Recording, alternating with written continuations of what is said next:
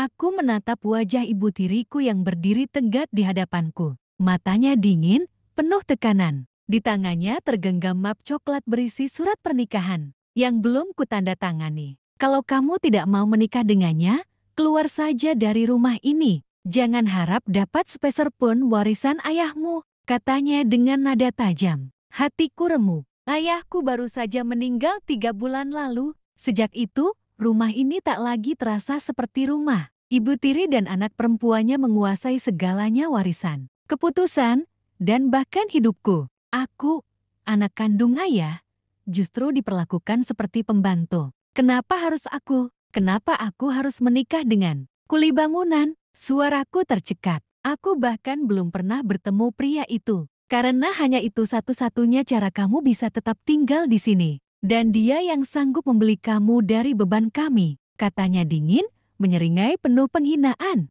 Aku ingin menolak, tapi kemana aku harus pergi? Aku tidak punya siapa-siapa lagi. Uang, tak ada. Aku bahkan tidak menyelesaikan kuliah karena dilarang ibu tiri dengan alasan biaya. Akhirnya, aku menandatangani surat itu. 2 minggu kemudian, aku menikah. Tanpa pesta, tanpa gaun indah, hanya sebuah pernikahan sederhana di kantor KUA. Disaksikan 2 orang asing. Dia datang mengenakan kemeja lusuh dan celana jeans penuh noda semen. Kulitnya gelap terbakar matahari, tangannya kasar dan penuh luka. Matanya nyaris tak menatapku, hanya mengangguk pelan saat akad berlangsung. Namanya Arga. Di sepanjang perjalanan pulang, aku diam. Begitu juga dia. Mobil tua yang kami tumpangi berderit setiap kali melewati polisi tidur. Maaf, rumah saya sederhana. Kamu mungkin tidak terbiasa, katanya pelan, suaranya dalam tapi datar. Aku tidak menjawab. Yang kupikirkan hanya satu. Hidupku sudah berakhir. Aku dipaksa menikah dengan pria asing yang bahkan bukan siapa-siapa. Atau itu yang kukira. Hari itu mendung, seolah langit ikut berduka atas nasibku. Aku duduk kaku di ruangan sempit KUA, mengenakan kebaya sederhana pinjaman dari tetangga. Tak ada makeup, tak ada rias pengantin. Hanya aku, ibu tiri yang tersenyum sinis, dan seorang pria asing di seberangku. Dialah Arga, lelaki yang katanya hanya kuli bangunan. Kemejanya kumal, ada bekas cat di lengan, dan rambutnya sedikit berantakan seperti tak sempat disisir. Tapi yang paling menggangguku adalah ekspresinya. Datar, tanpa perasaan. Seolah menikahi aku hanyalah sekadar tugas. Aku terima nikahnya. Kalimat itu keluar dari bibirnya dengan suara berat dan tenang. Telingaku panas, jantungku berdetak cepat. Rasanya ingin kabur. Tapi kaki ini tak mau bergerak. Ibu tiri tersenyum puas. Akhirnya, satu beban hilang dari rumah ini, katanya sambil memeluk anak kandungnya. Aku hanya bisa menunduk. Setelah akad, kami langsung dibawa naik ke mobil tua miliknya. Tak ada foto pernikahan, tak ada resepsi, apalagi ucapan selamat. Aku benar-benar menikah seperti orang yang dijual paksa. Di perjalanan, dia tetap diam. Tangannya memegang setir dengan erat, pandangannya lurus ke depan. Mobil itu berisik dan panas, AC-nya rusak. Aku diam, menahan amarah dan sedih yang berkecamuk dalam dada. Maaf kalau mobilnya tua, ucapnya tiba-tiba, lirih. Aku hanya mengangguk pelan tanpa menoleh. Entah kenapa, ada nada tulus di balik ucapannya yang sederhana itu. Sesampainya di rumah, lebih tepatnya kontrakan kecil di pinggiran kota, aku tertegun. Rumah itu kecil, hanya ada 2 kamar, ruang tamu sempit, dan dapur yang hampir menyatu dengan kamar mandi. Aku tidur di ruang depan. Kamu bisa pakai kamar, katanya sambil meletakkan tas kecilku di kasur tipis. Aku menatapnya, bingung. Kukira dia akan bersikap seenaknya, kasar seperti yang digambarkan ibu tiriku. Tapi tidak, dia justru menjaga jarak, seolah tak ingin menyentuhku tanpa izin. Kenapa kamu mau menikahiku? Tanyaku akhirnya, pelan. Dia menatapku sesaat. Karena kamu butuh bantuan. Dan aku punya alasan sendiri. Jawaban itu membuatku bingung. Tapi aku terlalu lelah untuk bertanya lebih lanjut. Malam itu, aku tidur sendiri di kamar kecil itu. Masih mengenakan kebaya pernikahan. Dan di luar sana, lelaki kuli bangunan itu terlelap di lantai ruang tamu. dengan satu tangan sebagai bantal. Aku tak tahu apa yang akan terjadi esok hari, tapi satu hal yang kupastikan, hidupku baru saja masuk ke dalam bab yang tak pernah kubayangkan.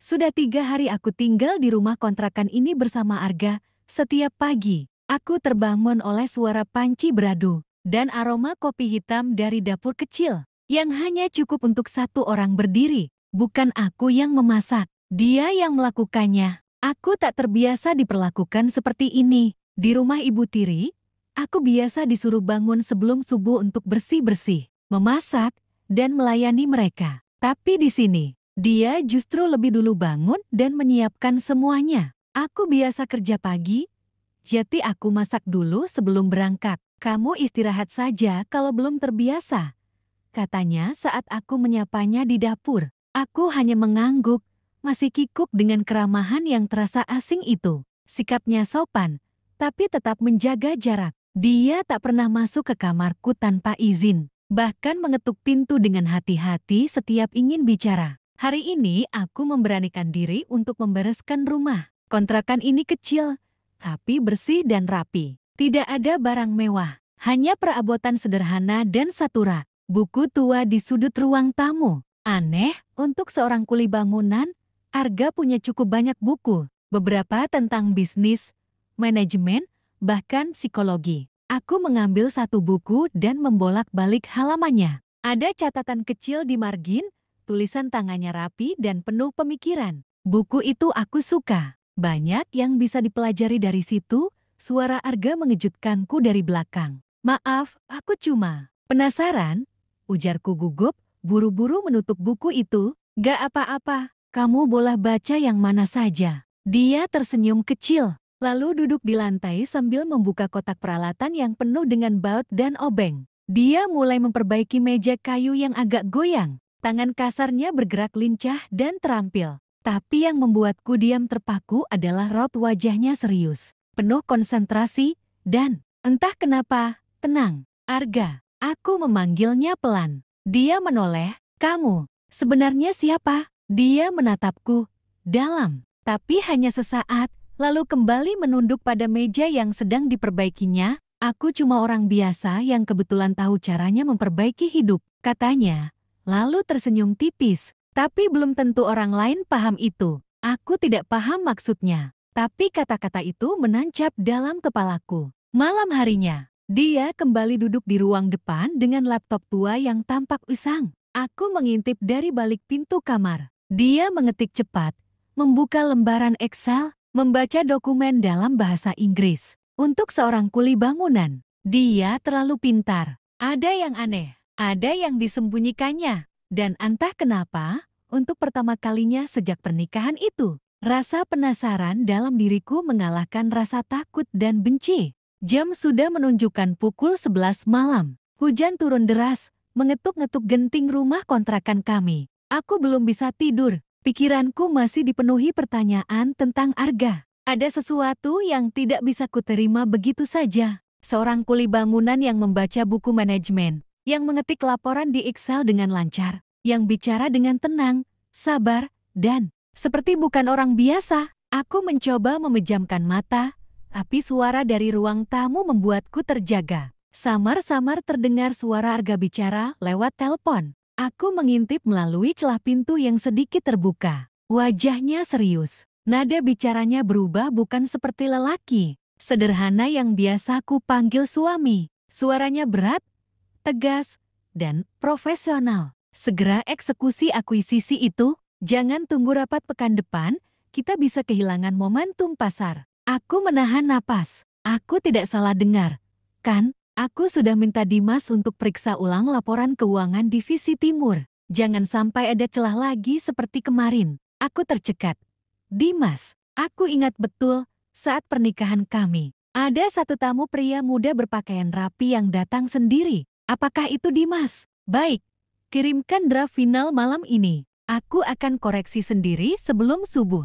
Klik, telepon ditutup. Arga menghela napas panjang dan memijat pelipisnya. Aku mundur perlahan, jantungku berdegup kencang. Tubuhku bersandar di dinding kamar, lemas. Apa yang baru saja aku dengar? Dia bukan hanya sekadar pintar, Dia sedang mengatur sesuatu yang besar, sangat besar. Keesokan paginya, aku mencoba bersikap biasa. Tapi Arga tampak seperti tak terjadi apa-apa. Dia tetap membuatkan sarapan, menyapu halaman kecil depan rumah, bahkan sempat menawarkanku teh manis. Aku hanya bisa memandangi wajahnya. Tenang, bersahaja, dan misterius. Semalam kamu lembur kerja ya? Tanyaku hati-hati. Dia melirikku sekilas. Iya, ada laporan yang harus diselesaikan. Laporan? Bangunan? Dia tersenyum samar. Kurang lebih begitu, jawabannya menggantung. Tidak jelas, tapi tidak bohong juga. Lalu dia mengambil helm proyek dan tas kerja lusuhnya. Aku berangkat dulu.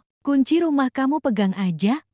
Aku biasa pulang sore. Dan seperti biasa, dia pergi berjalan kaki, menyusuri gang kecil menuju halte. Tapi setelah beberapa menit, aku mengintip dari jendela. Ingin memastikan kemana dia benar-benar pergi. Mataku membelalak. Sebuah mobil hitam mewah berhenti di ujung gang. Arga masuk ke dalamnya. Pengemudinya membungkuk sedikit sopan, seperti pada atasan. Mobil itu melaju pelan, menghilang di tikungan. Aku berdiri terpaku, tangan gemetar memegang tirai jendela. Siapa sebenarnya Arga? Dan kenapa dia berpura-pura jati orang biasa? Menikahiku? Aku harus mencari tahu. Sudah seminggu sejak aku mendengar Arga berbicara di telepon malam-malam dengan nada seperti seorang pemimpin perusahaan besar. Dan sejak hari itu pula, pikiranku tak pernah tenang. Aku menyembunyikan rasa curiga itu rapat-rapat. Namun setiap kali dia bicara, tersenyum, atau pulang dengan pakaian kerja lusuhnya, aku merasa sedang menonton seseorang memainkan peran.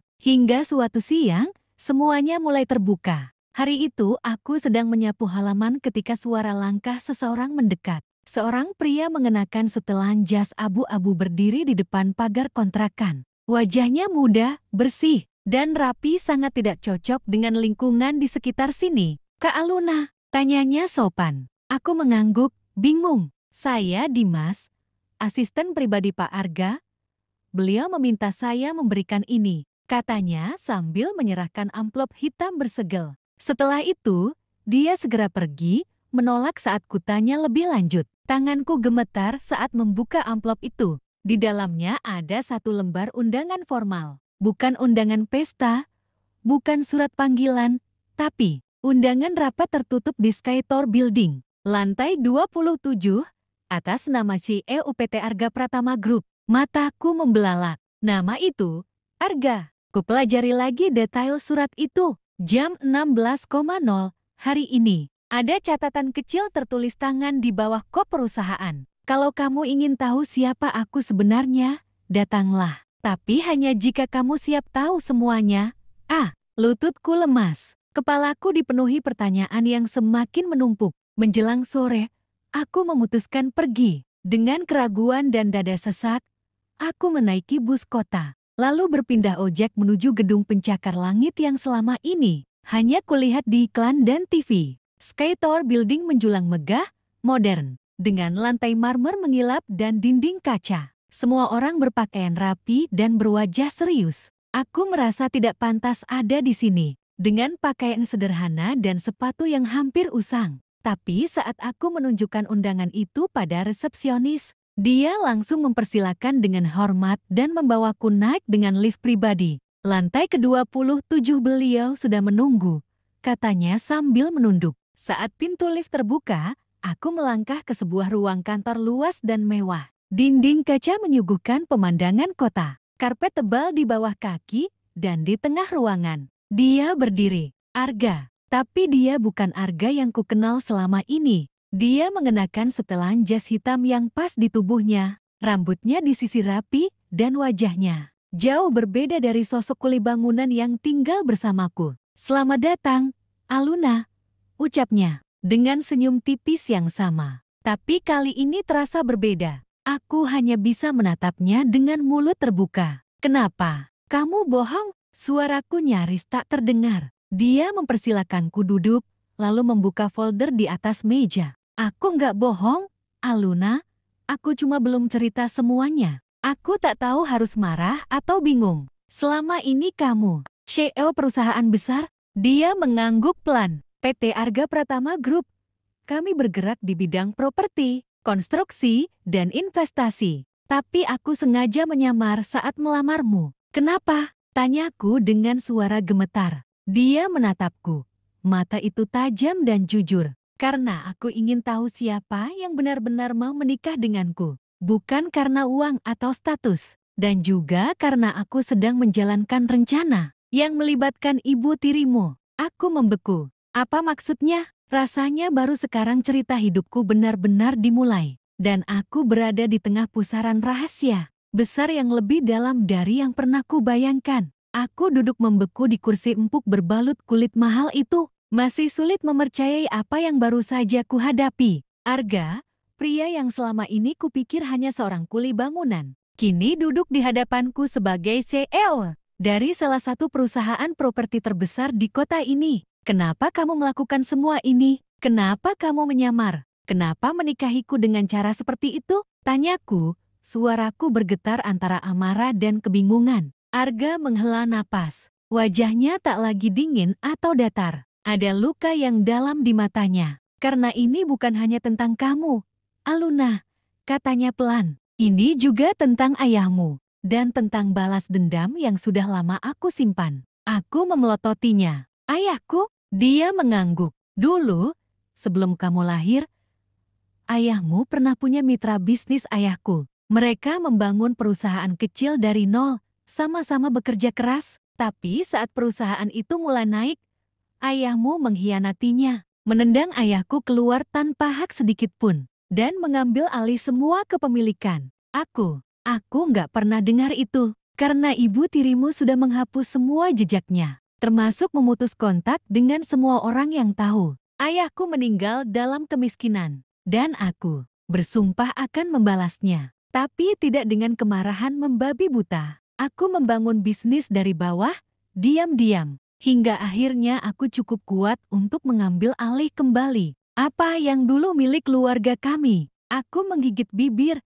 tubuhku gemetar. Lalu aku bertemu kamu. Lanjutnya, menatapku lembut. Kamu berbeda. Aku tahu kamu bukan seperti mereka. Tapi saat tahu kamu tinggal bersama wanita itu, disiksa, direndahkan, aku sadar mungkin ini jalanku bukan hanya untuk membalas, tapi juga menyelamatkanmu. Jadi, kamu menikahiku demi balas dendam? Tidak, katanya tegas. Awalnya, mungkin iya, tapi semua berubah sejak hari pertama kamu masuk ke rumah kontrakan itu. Kamu tidak mengeluh, kamu tidak sombong, kamu tidak marah walaupun dipaksa menikah denganku. Kamu justru diam dan bertahan. Dari situlah aku tahu, kamu bukan bagian dari dosa ibu tirimu. Aku memalingkan wajah, berusaha menyembunyikan air mata yang mulai jatuh. Apa rencanamu selanjutnya? Tanyaku pelan. Dia menatap keluar jendela gedung tinggi itu. Aku akan membuka semuanya ke publik. Bukti penggelapan dana yang dilakukan ibu tirimu. Pemalsuan dokumen warisan, semuanya sudah lengkap. Aku juga akan kembalikan aset yang semestinya jadi hak ayahku. Tapi sebelum itu, aku ingin kamu tahu siapa aku sebenarnya. Bukan sekadar suamimu yang menyamar. Aku menarik napas dalam-dalam, mencoba menenangkan gejolak di dadaku. Aku nggak tahu harus marah atau bersyukur sekarang. Ujarku dengan suara gemetar. Tak perlu terburu-buru mengambil keputusan. Aluna, aku tidak akan memaksamu. Tapi satu hal yang pasti. Arga menatapku dalam-dalam. Matanya tak lagi menyimpan rahasia. Perasaanku padamu sungguh nyata. Aku memejamkan mata. Hati dan pikiranku bertarung hebat. Aku menikah dengan pria yang kupikir hanya seorang pekerja kasar. Tapi ternyata dia adalah CEO dengan masa lalu kelam dan misi balas dendam. Lalu di tengah semuanya, dia mengatakan bahwa dia mencintaiku. Dunia seperti jungkir balik di hadapanku. Dan aku harus memilih bertahan dalam kebohongan yang ternyata penuh kebenaran, atau pergi dari cinta yang lahir dalam sebuah konspirasi. Sudah 3 hari sejak pertemuan kami di lantai 27 Sky Tower. 3 hari penuh keheningan, keraguan, dan rasa campur aduk yang tak bisa kusebutkan satu persatu. Aku belum kembali ke rumah kontrakan. Arga memberiku ruang dan waktu. Hari-hariku diisi dengan diam dan berpikir tentang masa lalu keluarganya, tentang ayahku, tentang ibu tiri yang selama ini menindasku,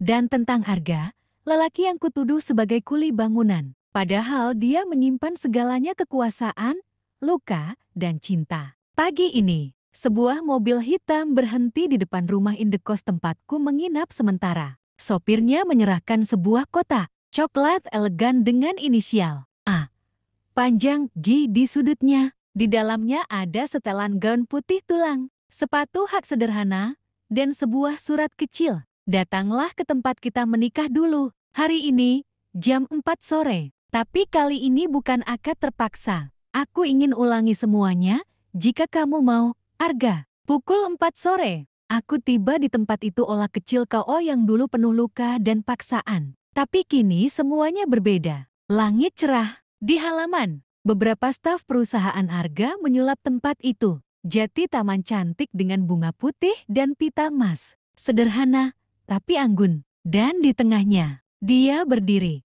mengenakan setelan jas putih, tersenyum menatapku seperti melihat keajaiban. Aku mendekat, langkahku masih gemetar. Kenapa kamu lakukan ini lagi? Tanyaku pelan. Karena pernikahan kita yang dulu, bukan tentang cinta. Sekarang aku ingin memperbaikinya. Kalau kamu bersedia. Dia menggenggam tanganku dengan hati-hati, seolah aku bisa pecah kapan saja. Semua dendamku sudah selesai, Aluna.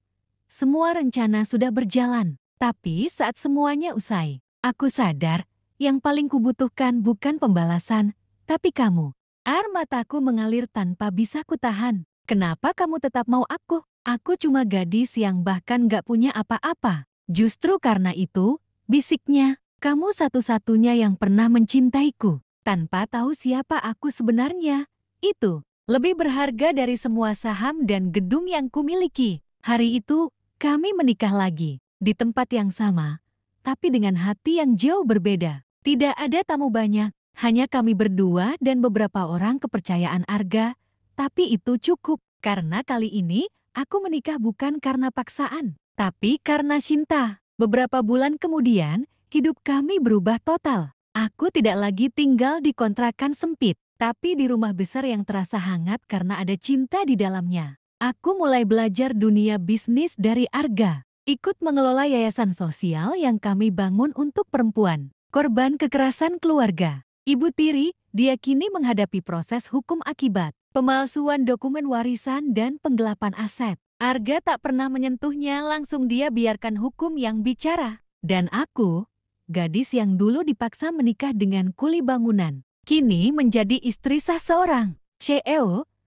Tapi lebih dari itu, aku adalah wanita yang akhirnya menemukan bahwa cinta sejati bisa lahir dari luka yang paling dalam.